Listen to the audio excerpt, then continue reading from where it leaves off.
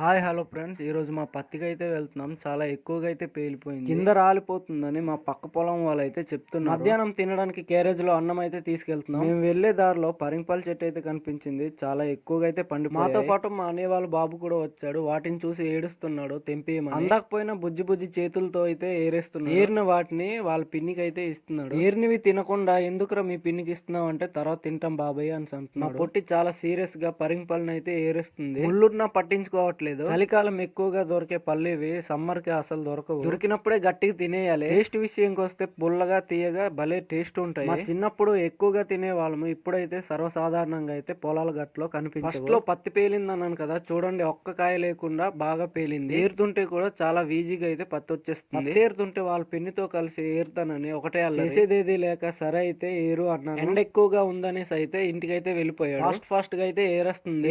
ఏరుతూ మధ్యాహ్నం అయితే మేము తెచ్చుకున్న అన్నానైతే తింటున్నాం. ఆకలిగా లేదు తర్వాత తింటానంటే మా పొట్టి లాగించేస్తుంది. మెల్లగా తినమంటే ఆగకుండా తినేస్తుంది. తినేసి అయితే మళ్ళీ పత్తేరడం స్టార్ట్ చేయాలి. వెళ్తున్న దారిలో మాకు చిన్న మెరక తాబేలు పిల్ల అయితే కనిపించింది. ఎప్పుడు వచ్చినా సరే మాకు తాబేలు పిల్లలు కనిపిస్తూనే ఉంటాయి. మీరు ఎప్పుడైనా పత్తికి వెళ్ళి ఉంటే కామెంట్ అయితే చేయండి. నా వీడియోస్ నచ్చినట్టయితే లైక్ అండ్ సబ్స్క్రైబ్ చేసి మన ఛానల్ అయితే మన ఛానల్ రీసెంట్ గానే పెట్టడం జరిగింది. Please support. Thank you.